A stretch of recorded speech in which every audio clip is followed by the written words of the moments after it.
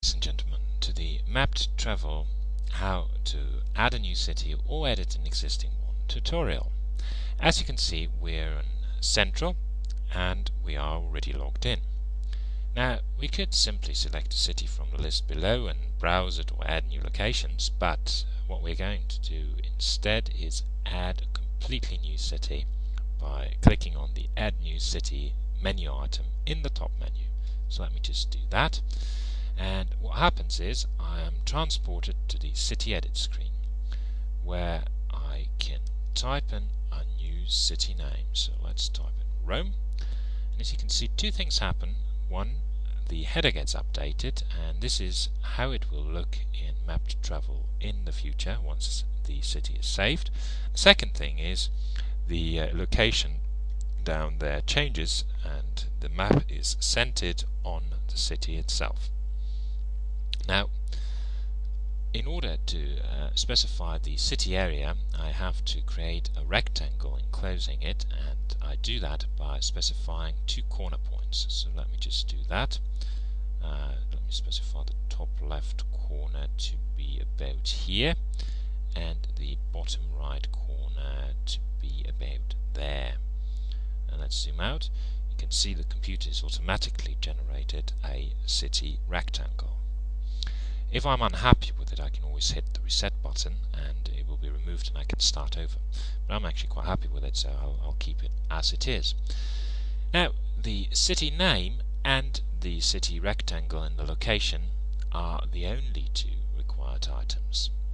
They are also the only two items that you cannot change again after you've saved the city. You cannot change them in the edit mode, at least not directly. You can always send an email to the administrator and ask for a change if you think something is wrong, but you cannot edit them yourself anymore. That has to do with internal database bookkeeping.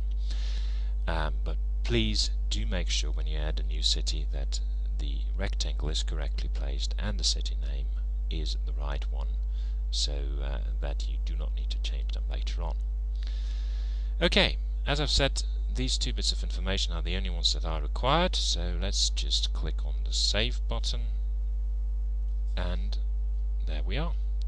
Rome is entered and we're automatically transported to it, so let's have our first look at the Eternal City here in MappedTravel. Now, as I've said, you can not only add a new city, but you can also modify existing ones, and we're going to demonstrate that by modifying the city we have just created. So let's click on City, Information on New City. You can see it's quite empty at the moment because we've just entered the bare minimum when we created the city. So let's change that. Let's hit the Edit button and move back to the City Edit screen for Rome. Now, the first bit of information that is optional, strictly optional, but quite a nice visual gimmick if you want to draw attention to the city, is adding a background header image here. This isn't easy, but with a bit of practice it can be done in a very short time, as I'm going to demonstrate now. All you need is a little paint program. It could be Paint Shop, it could be anything you want. I'm using the GIMP here, which is a free paint program that does the job, and it's available for any operating system that you might have. Now, the first step is to create a new image, which is going to be 800 by 70 pixels, and very important, the background is transparency. Okay, so let's just create it. Here we are. Secondly, you need to have an image from which you want to generate the background prepared.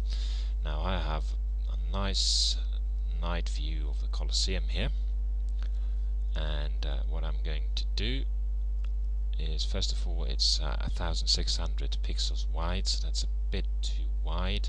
Let me just scale it down to 800, which I'm doing here. Fine. Let's zoom in a bit, and I'm going to select a little rectangle which is 70 pixels in height and spanning the whole width of 800 pixels, and let's move it somewhere nice like here. Let's copy it and paste it into my new image. Now the last step is to make it fade out to the right side, which is a very beautiful effect.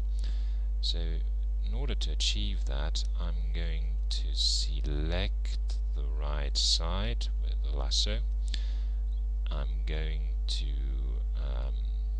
feather the selection by 100 pixels. Here, I'm going to select the rubber,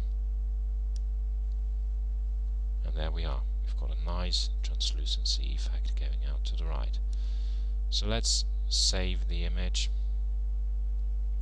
Let's call it Rome.png. There we are. Fine. And let's move back to the city entry screen for Rome.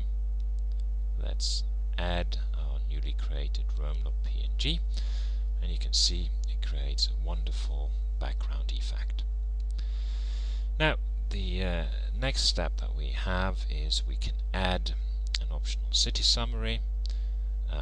I suggest that you already prepare it in an editor and just paste it in, same way that I've done here. So I'm just selecting it in my editor, copying it, moving back to the summary, pasting it in, and you can see an automatic preview of how it will appear later on in the city information screen. For the details link, I've already prepared the Wikipedia page here, so let's just copy and paste in a link to it, and you can see the link automatically appears there. Now, I also know about the public transport provider ATAC for Rome, and I'm going to add it here.